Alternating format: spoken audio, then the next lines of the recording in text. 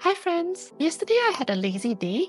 I was feeling burnt out from the hectic work week and the daily YouTube filmings as well as the seminars that I had to attend after work. I decided to call it a rest day and not do much. But I went to bed with the promise that today will be an awesome day of outing. So today when I woke up, I checked my Notion page for a list of museums that I could visit, and I picked the one that was very highly rated on Google Maps. However, there was a problem. To get there, I had to take 2 buses and an hour's journey. To make matters worse, my Google Maps was not updating me correctly on my position when I boarded the buses, so I had to manually count the number of bus stops to alight. After the long journey, I wasn't quite sure if I had arrived at the right place. To me, it looked like a house by the sea. It has a swimming pool outside. There were some really strange looking statues around the perimeter of the house. My doubts disappeared as soon as I opened the door and was greeted by a reception desk as well as a huge crowd of people around it. The museum I went to is the Didrichsen Museum. It's actually an art museum that was converted from the house of a very rich Danish-Finnish family.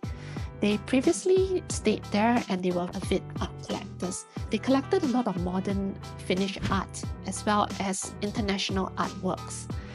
They stayed in the house from 1959 to 1965, and after that it became an art museum. There were some things I didn't quite enjoy about the space. First, it was just a house with 2 floors and a few rooms, and it was quite a small space, and considering that the number of visitors is pretty large, it felt a little bit claustrophobic when you have so many people being squeezed into a tiny space.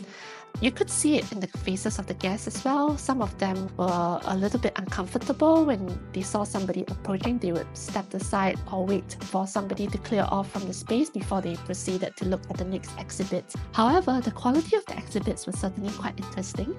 Many of the art pieces very well designed by the artists.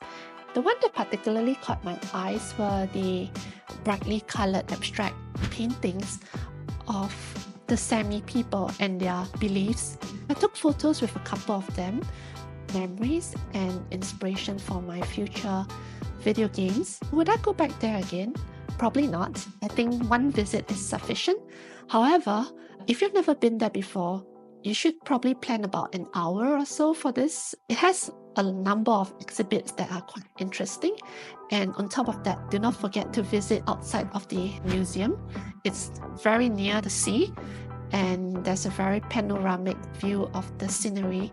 I highly recommend a walk around the forest and the sea line to take a look at this beautiful scenery before you leave the museum. Bye!